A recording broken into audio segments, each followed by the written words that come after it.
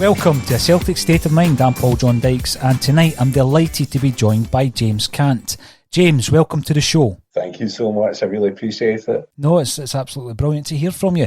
A good friend of A Celtic State of Mind, a regular contributor, Martin Donaldson, put me in touch with you, James, through some of the charitable work that you do. Could you maybe explain to our listeners how you're involved in charity? Yes. So the job I have just now is I work for an organisation called the Resuscitation Council. And basically our job is to make sure that all of resuscitation is done properly. So that's effectively when somebody's heart stops. So we make sure that the guidance is given out to medics is fit for practice, so that it protects the medics, but it also gives the person the fighting chance of survival as well. And it was a bit of a natural progression, because previous to that I'd done several years as the Director of Scotland for the British Heart Foundation, and that's when I met the bold boy Martin. Well, Martin, you'll know as well as I do that he is always looking to raise awareness for charitable elements that are dear to himself. And we had the great privilege a year ago, Martin and I, of playing at Celtic Park in the hoops for a charity event. And it's one of the things, James, that you'll die a happy man having done that. You know, I'm not saying we performed that well, but we were certainly on the pitch, and Tom Boyd was the manager. I don't think he was impressed with my overlapping efforts. But it's very important at this time, during these strange times, James, to have an awareness of cardiac issues. I mean, at all times. But I mean, when you look at the current situation, and I'm guessing that, you know, stress, anxiety, that kind of thing is going to be raised to the roof at this moment in time. People are worried about the future. They're worried about finances. They're worried, about the fear of what's just around the corner. Could you give us any advice on raising awareness about cardiac issues during this period? So I think it's important that I always say right at the beginning, I'm not a medic, so I don't speak in medical terms. And if we just think about the heart as being a pump, there are various different things that can go wrong with it. And we sometimes hear people talking about heart failure. And effectively, that's when somebody's getting old. My dad's got it. Or if it's somebody who's had a heart attack and the heart has actually been damaged. And what happens there is that the pump doesn't work as well as it might have done. So it's a wee bit like an engine in an old car starting to splutter a wee bit. The other thing, of course, is the best known one is that, of course, is a heart attack in that way. But one of the sources of big confusion, and a term that's often used inappropriately, is cardiac arrest. And that's the one we need to be so particular about, because with a cardiac arrest, the heart stops, end of story. And effectively what's happened is the pump has stopped moving oxygenated blood around the body, particularly to the brain. And effectively that person has died in front of you. And for every minute that goes past, their chances of survival reduced by about 10%. It takes, in normal times, about 10 minutes for the paramedics to get there. So if you do the maths, you can work out that the key to survival is actually what the people around you do. And more than 80% in peacetime before COVID, more than 80% of sudden cardiac arrests in the community actually took place in the home. So there's this idea, would you save a stranger's life? Well, it's typically a family member or a close friend whose life you'd be called upon to save. And of course, with us all being in lockdown at this point in time, it raises the percentage still more towards 100. So the key message I'm always trying to go over to people is, if somebody just drops to the ground, you give them a right good shake, you shout. If there's no response, or if it's a really laboured breathing, call 999. They'll talk you through what to do, but then get your hands together and just start pumping on that chest, whether it's the beat of Nelly the elephant, staying alive, whatever. Because what you have to do is you have to take over the process of that pumping motion until the paramedics come. If there's a defib to hand, stick it on them. The minute you open a defib, it starts talking to you. And this idea that, oh, what if you break somebody's rib? Oh, what if you hurt them? Oh, I don't know what to do. The reality is that person is effectively dead unless the bystanders come in and do something about it. So that's the continual message that we have, and it's so important in lockdown as well. Oh, absolutely. It's an important message that I think it's so important to share at the beginning of any podcast about football and Celtic and all these things that we take so seriously all year round, James. But there is a serious message here, and it is to be aware of what you can do, because these are the things. People panic, James, and that's natural. You know, professionals panic. I've seen it. So raise awareness of those around you as well, obviously, and spread that word, because it is so important. And I think, you know, it's one of these things we were discussing just before the show, James. We're probably, 8-9 weeks into lockdown now, and I don't think it'll ever feel normal, but we get into a rhythm, we get into a routine, and it's easy, at times to take the eye off the ball. So a fantastically important message to convey at the top end of tonight's show. We'll also be talking, obviously, charity is at the very heartbeat of Celtic Football Club, and we have a shared passion for Celtic as well, James. Obviously, we have been crowned 9-in-a-row champions within the last 48 hours. How did you find out about that, and how did it feel during the lockdown? So I'm really lost twice over, because I live and work down here in London, but I'm a season ticket holder, and I just honestly get such a buzz the minute I walk into Celtic Park, and I have a lump in my throat every single time. So it'll be a big lump when I next get into it. And I also miss my son playing football as well. He's 15 and he plays at a good level. So I'm missing my football so badly. I saw it on the Celtic Quick News. The news came round there, and also my neighbour from Celtic Park, he texted me straight away. So it didn't come as a surprise, because I rather suspected we wouldn't be caught, and that finally people would realise that, and a need for the share of the prize money would maybe cause it to happen. But yeah, it's the strangest title of all, isn't it? It is. I mean, I come from a small village in Fife called High Valleyfield, small mining village, and we were brought up with tales of the great George Conley, who was part of the original 9-in-a-row Celtic side. And it's almost, you look upon that team and those figures almost in a mythical haze. Did it really happen? You've watched the old grainy videos, James, time and time again, and your parents and your uncles and cousins tell you the stories. And there's been times as a Celtic fan where if someone told me that I would experience 9-in-a-row myself, I wouldn't have believed them. Absolutely would not have believed them. And this is us going back again to the dark old days of the 90s. But I remember Liam Brady signing Nigel Melly from Derry City to try and shore up our defence. And if somebody had asked me that day, do you think you'll ever see a 9-in-a-row winning side? The answer would definitely have been a resounding no. So you've got to enjoy it. Anyone, James, who tries to dismantle the fact that Celtic were worthy winners and use terms like tainted title, etc., I mean, it really just comes across as sour grapes, because when you look at a lead such as that, and it was interesting because there was an article by Andrew Smith the other day who actually stated that such a lead with that amount of games to go has never ever been caught in Scottish football, with 9 games to go. And when you look at the goal difference as well, that's basically another point in the bag, because we were 25 goals ahead. I reckon we would be 20 points ahead had the season been completed. And I have to say, I was one of the people who when we lost the Glasgow derby at the turn of the year, I was concerned. I was concerned about our form. I was concerned that Gerrard had us sussed in terms of tactics, and I was concerned about how the season would finish. But the turnaround after Dubai for both teams has been quite remarkable, and I honestly think we would have won by 20 if it had gone to the end. Absolutely. When you look at that trend, the way that Rangers were dropping points and losing games, Celtic were relentless by that stage. And we still had certain players just coming back into form. Lee Griffiths starting to score goals again. Tommy Rogic starting to come back into the side. Ryan Christie, as much as I love Ryan Christie, he had missed a few games through suspension and injury. And El Yunusi had been out for a few months. These guys were all coming back, James, and they were only going to strengthen Celtic's drive towards a quadruple treble. The momentum of winning 4 trebles in a row also. I mean, this last 4 years has been dreamlike for a Celtic fan. I mean, domination, it's never been so complete in Scottish football. I mentioned this the other night. I wasn't saying the Celtic side of today is better than Jock Stein's 9 in a row winners. No, I wasn't saying that at all. But the domination in terms of the amount of cups we've won has been almost complete. We've got a captain there in Scott Brown who, you know, you lose count in the amount of times he's been written off. And he's had one of the finest seasons of his career once again. I mean, my biggest concern, because everybody's looking at the 10 in a row, and quite rightly so. I mean, if you win for 9 consecutive seasons, there's nothing, absolutely nothing more important now than 10 in a row.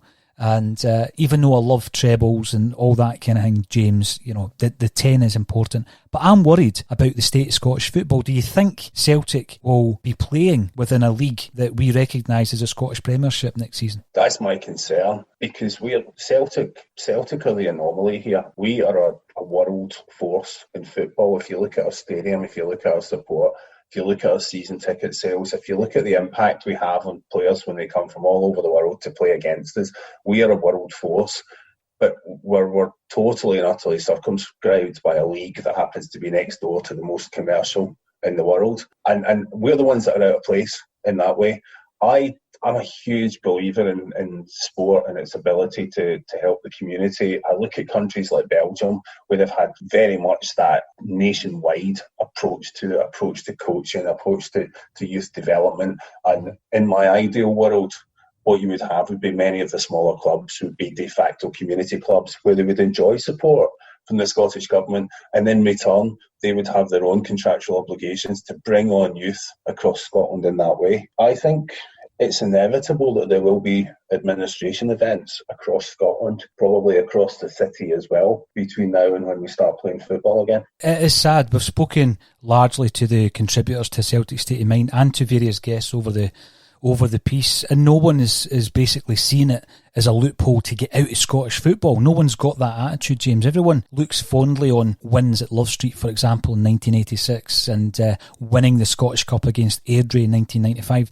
All your Scottish travails, all these away days, all your memories are within the Scottish League. But I think twofold. First and foremost, Celtic, you're right, they are an anomaly, and it is possible to get to a stage where you've outgrown the division you play into such a point where your own development may be stifled if you don't move elsewhere. But then also, I think that the way this has been dealt with, James, over the last few weeks has really shown up our game. And we are constantly defending Scottish football. You know, we've got to, because we are next door to one of the richest and most flamboyant leagues in the world. So we're constantly fighting the fight for Scottish football. But it's actually been quite difficult over the last few weeks, the way things have been dealt with. If Celtic were to, let's say, go cross-border, and I know there's issues and red tape and regulations, but under circumstances we're currently facing, then, you know, that it will come down to money, finance and sponsorship, and I think it will be a possibility. Celtic, as a club and as a brand, will just grow to an astronomical level, won't they? I mean, when you look at where they are just now in the small Goldfish Bowl, which used to actually breathe life into Celtic and Scottish football, it doesn't anymore. It's actually holding us back now. Yeah, totally. It's interesting because I'm in West London and my closest football team is Brentford. And there was one day we were supposed to be, I should have been at Celtic Park, kicking off at 3 o'clock. I was down here, it was 2:15. Some guy went past with a derby top on, and I thought, oh, they must be playing Brentford. I'll just walk along and have a look. So I went along. And luckily I had a red t-shirt on, so that's our colours, and I was told I'd be in the standing section, so I thought it was going to be the equivalent of the Green Brigade. And then I walked round the corner, and it was an old terrace, because they're one of the few remaining clubs who still have that old stadium. Right across the river from me at Kew Bridge, there is a brand spanking new Brentford Stadium that's supposed to be ready for the start of the coming season, with multi-million-pound flats as part of the deal as well. And that's the kind of finance we had to compete with up until now, because they were able to offer salaries equivalent or sometimes more than what Celtic could do. That entire business model for the second tier of English football is now completely and utterly in jeopardy in that way. If you look at Brentford, selling their old ground for property, having property as part of their new ground, that entire model is gone. And it's one of those situations where, and I suppose I've been one of the fans who perhaps has wanted to suspend and speculate a wee bit more in the summer transfer windows to make it to the Champions League. But the fact now that we have so much, we have a decent amount behind us and we're debt free, actually sets us really, really strongly in the whole European context in that way. There are very few clubs who are coming out of this in a strong and stable position as we are. Absolutely. And again, you take no pleasure from seeing, for example, local clubs or other Scottish football clubs struggling to such a degree. I think the situation we're in at the moment, no one can say, and I may be looked upon and viewed as being negative, James, but I think you've got to look at all eventualities. I would love to win 10 in a row, but there is going to be a breaking point in Scottish football.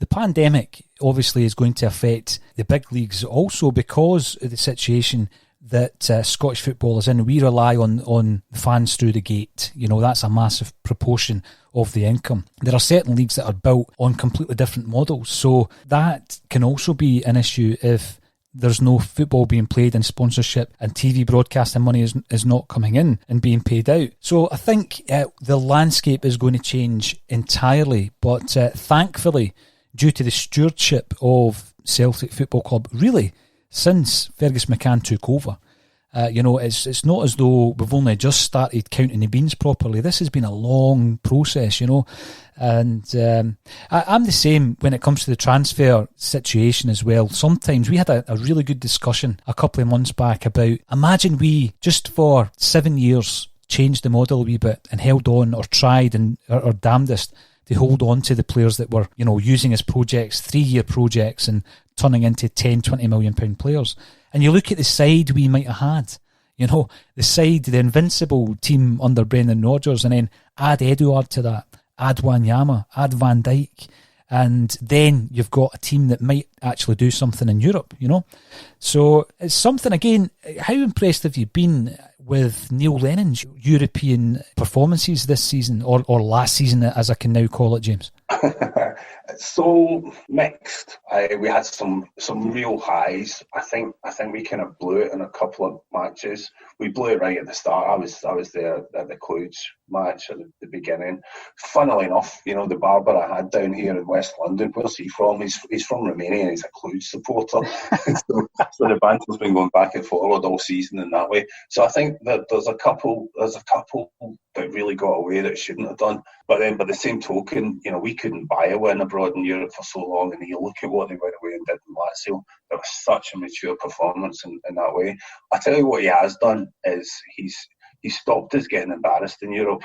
And for all that Brendan Rodgers, especially in his first season, could play some absolutely scintillating football at home and could just blow teams away, we got found out to an awful extent in Europe. So I think Neil Lennon's done a great job in terms of steadying that ship. Oh, definitely. And I have this romantic notion that there's a bloodline, and the bloodline's been passed on from Brian Clough to Martin O'Neill to Neil Lennon, and there'll be people laughing at me at home listening to this, but that's fine, James, because, when you look at the impact of a Brian Clough winning 2 European Cups with Nottingham Forest, Martin O'Neill and John Robertson being part of that, I think the mentality of these two men at Celtic when O'Neill took over, O'Neill and Robertson, they're European Cup winners. When you have done that, then the world's your oyster. There's no ceiling point in your mentality when it comes to football.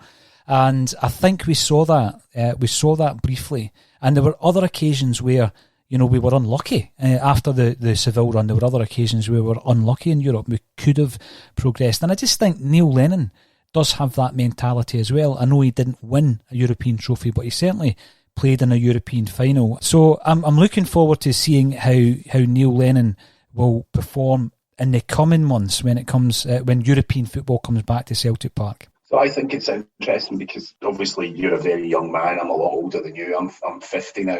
So you spoke about the terrible 90s. Oh, geez, do I remember them? It was painful. But I remember as a wee boy, I don't remember Kenny Dalgleish at Celtic. By the time I was aware, Kenny Dalgleish was at Liverpool. And, when you were wee in those days, you had your English team, and Liverpool was my English team. And the thing that really struck me, even as a kid, was this idea of the boot room. And the way in which you would have that progression coming through. You'd have Bob Paisley, you'd have Joe Fagan, and you'd then have Kenny Dalgleish coming through and knew everything about what that club was about. Mm-hmm. And, the world is going to be reset at the end of this in every form of business. And there are going to be some values that come through that have perhaps been neglected. And if there's a Celtic boot room mentality that emerges and our present captain at some future point becomes our manager, then I think that will be testament to that kind of football culture which has come through Celtic over the last 10, 15 years. I totally subscribe to that. I've done a lot of research on what I actually describe as Celtic's boot room back in the 60s and 70s, because you had a similar setup of ex-players who'd played together, and you've got Neely Mockin, who scored in the 7-1 game, and he's the trainer and the kit man. You've got Sean Fallon, who was the assistant manager, and obviously Steen, but then there were a few others. Willie Fernie was there, John Higgins was there, so it was all ex-players. And like you say, what happens is the whole fabric of the club is something that's authentic, it's genuine, and the people know what it feels like to wear the hoops and what it feels like to get beat and to win. That seeps through, James. I think Ajax, it may be a club you love or loathe, but Ajax certainly do employ a lot of ex-players, even to go and visit youngsters and try and convince them and their parents to sign for Ajax. Imagine sitting in your living room and Kluivert walks in, or Bergkamp walks in for a wee chat. You're going to sign, Yeah. Do you know what I think? The difference between them and us, because it's an amazing model to emulate. When you spoke about if we've been able to hang on to the Wanyamas and the Van Dykes type thing, I've taken a lifetime to come to grips with the fact that football professionals, hardly any of them will ever feel the same way about Celtic as I do. And I recognise the career path that the Wanyamas and the Van Dykes are wanting to do. But I think as a club and a support, we're still so idealistic, and I hope we never lose this, that we can't actually understand why anybody would ever want to leave. Whereas the Ajax boys, when they get the big move to Man United or Barcelona or whatever, all the Ajax fans come out to wish them farewell, whereas we feel as though we've been jilted. Aye, you're right. I kind of hope we never lose that. No, I agree with you, and you've put that so well. The most recent example of that obviously was Kieran Tierney, and I think it's because they have that affinity with the fans, because they are one of us, and we know that. And that was why it was so disappointing, James, when Brendan Rodgers sold us a dummy, because he made us believe, that he felt the same way, and he got it. And you go back through the ages of the fans that played for the club, and you're looking at people like Tommy Burns, a wee bit further back, Johnny Doyle, and these people who bled green and white, and they got it.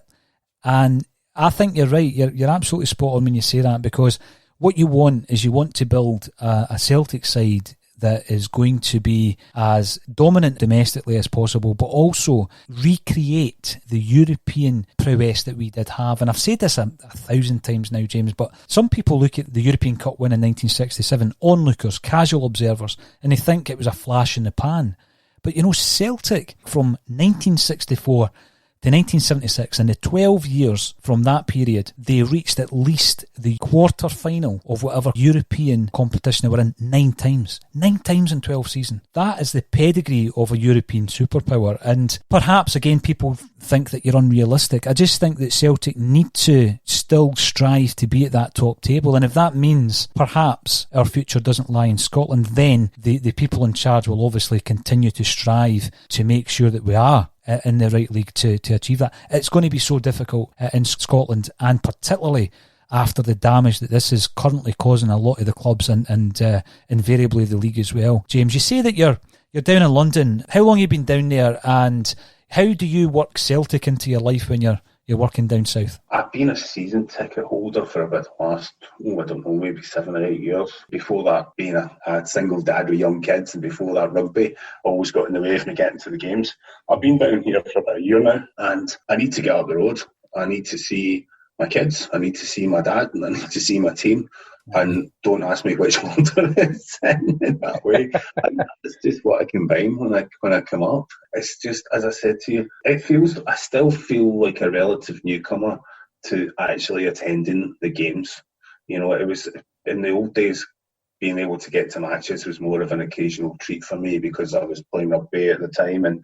But to actually have a seat I'm 10 rows behind the dugout. It's amazing. And the minute I come up the stairs and I can see the pitch ahead of me, and I can see the flags on the other side, it never loses its magic. So I get up as often as I can. I'm doing missionary work down here. They need all the help they can get. You know the thing, James, that description of the feeling that Celtic gives you when you walk into the stadium. I remember the morning of my first ever game, standing with my brother, and my dad actually saying, "You might not enjoy this. You might not get it." And I was standing looking at him thinking, are you for real? Because you had wanted to be going to the games with him for so many years. You weren't allowed to. You didn't understand at the time, James, that he didn't want to take you because he was out there with his mates and having a bevy and all the rest of it. It was the only outlet from a tough working week was going to the Celtic game. And he certainly didn't want a youngster holding him back, Too right, you had a cramped style. Well, I suppose my introduction to football was a wee bit different in that I was brought up in Paisley, and there was a friend of the family who was a St Mirren fan, and in 1977 season when St Mirren get promoted to the top flight, I went to an awful lot of the games. I even went to a place called Queen of the South. I had no idea where it was. It was like several hours in a full escort, and finally you got there. So that was my introduction to football in the 70s, and it was the old thing where you could actually walk from one end to the other at half time, so you could get that view that you wanted. So that was it. And being a kid in Paisley in the 70s, East End of Glasgow was quite a trip away. So I had St Mirren as my wee team, I had Celtic as my big team, and as I say, I had Liverpool as my English team at that point in time. But there comes a point in life where you choose, and it was the easiest choice ever when I had to choose one. Oh yeah, I mean this Liverpool connection again. We've had a few guests on A Celtic State of Mind talking in depth about that, and there's various different theories around it. We actually had Professor Phil Scraton on a few weeks back talking about Hillsborough the Truth, the fight for justice, and the connections between Celtic and Liverpool. And he's a Celtic fan. Celtic are his Scottish team, and I always remember the Celtic history video coming out in 1988 Christmas time. I got that one. My brother got the Liverpool history video. So Liverpool was always that English team that you gravitated towards. I think, the fact that they signed Dalgleish probably was one of the reasons. You also had the shared ideology of the Irish diaspora who went to Glasgow and went to Liverpool. So you've got the same groups of people just, dispersed in two different areas, two different cities. I think the culture of the cities is similar as well, James. But what saddens me a wee bit is I think the link, the friendship and the link over the last few years has been diminished slightly. And that saddens me. And it's nothing to do with Steven Gerrard or any of that kind of stuff. I mean, obviously the Liverpool fans remember Celtic for in particular the Hillsborough Remembrance game. But it saddens me a wee bit that even that long-standing friendship seems to have dwindled slightly. Yeah, I feel the same. I mean, for me, the link was all about Dalgleish. He was my favourite player when I was growing up. And again, there's so much you took for granted in those days. Like, you took for granted that an English club would probably win the European Cup every year, and there'd be somebody like Villa or Forest. Mm-hmm. You took for granted that if you're going to be a successful English team, you needed at least 2 Scots, but ideally about 4.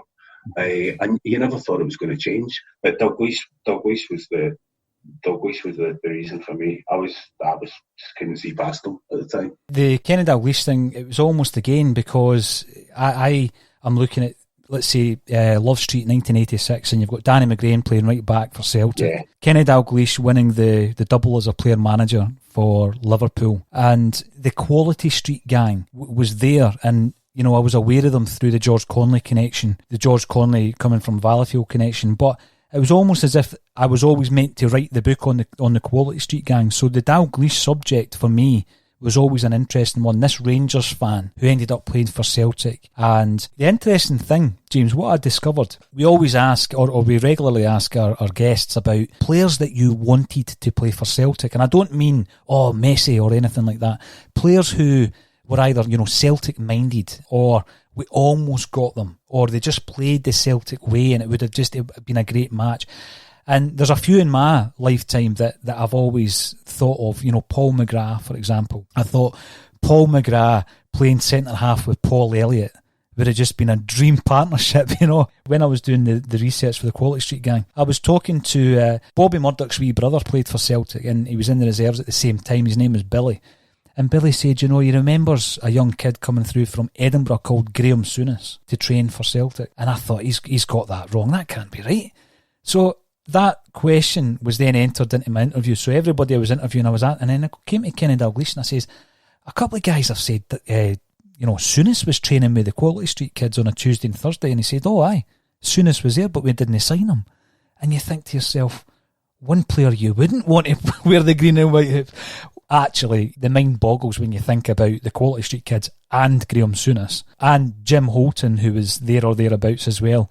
Is there any players yourself through your Celtic supporting life that you'd have loved to have seen wearing the hoops? I watched an awful lot of great football by Dundee United and Aberdeen in the 80s. And I tell you, I think if we had Willie Miller, not only one of the best central defenders I've ever seen, one of the best referees I've ever seen as well. I thought you were going to say captain there. And I have to say, he is one of my favourite pundits. If I was going to put somebody in charge of Scottish football in terms of grassroots, clubs, etc., I'd have somebody like Willie Miller, because he just tells it like it is. And what a player he was. If you look at the United team, somebody like Dave Neary, I mean, what an absolute prince of a player. Yeah. And I recently got in trouble on Twitter because I said that Paul Sturrock was like their version of Jinky. And somebody came on and said, but no, he's our version of Paul Sturrock. And I said, well, I can't, as a Celtic fan, I can't give you a bigger compliment to say that he was your version of Jinky. And you look at that United team, and the likes of Ralph Milne and Paul Sturrock, it's just so many great players. And then one of my best ever memories was the Centenary Cup final. And Kevin Gallagher, nobody was going to catch him for that first goal. Nobody was going to touch that boy for that. I mean, Big Roy couldn't tackle him or foul him because nobody was getting close to him. What he could have done in a Celtic top as well. But yeah, so it's the kind of new form that I look at when I think about what could have made a real difference in that way. I mean, Jim McLean had them signed for about 400 years. That's right. They're still under contract, James. Yeah. But again, it just shows you the quality, and we have spoken on the podcast a few times about that period, early to kind of mid-80s in Scottish football, and the team that Alex Ferguson had at his disposal for the Mexico World Cup. It was a tremendously strong side in every department. You've got the central defensive partnership from Aberdeen. You could call on the maestro for midfield. You've got all the Dundee United players, Sturrock and Ralph Milne. I asked Brian McClare one time who was the most underrated player he played alongside, and he cited Milne, who obviously went to Manchester United. He thought he was a fantastic player. I don't know why it didn't work out in Manchester, but these things happen with players under certain managers. But so what's your hopes and aspirations for next season? Are we concentrating on the 10, James, or you got one eye on Europe after this season?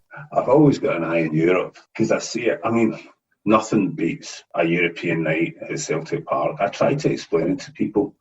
The closest I can get to this, and one of the times I noticed it most was when we drew 2-2 from Man City. When they played the Champions League tune, it's like a fast jet. It's just flowing past. It's got that crackle in your ears. Mm-hmm. It probably explains why I'm half deaf, to be honest. So for me, Europe is just so important. But if we do 10 in a row, we are unassailable. I feel. You spoke about tainted titles previously. There have been tainted titles. There were 9 of them, and it was nothing to do with us. And I lived through that. It was bad enough living through it, thinking that it was above board, but to now know what was going on and what taxes weren't being paid. The only way that we can put that to bed forever, and the best honour we can give to the original 9 in a row boys, is to do 10 in a row, and then we are unassailable within the history of Scottish football. Absolutely, James, and what a beautiful way to finish our chat on a Celtic State of Mind.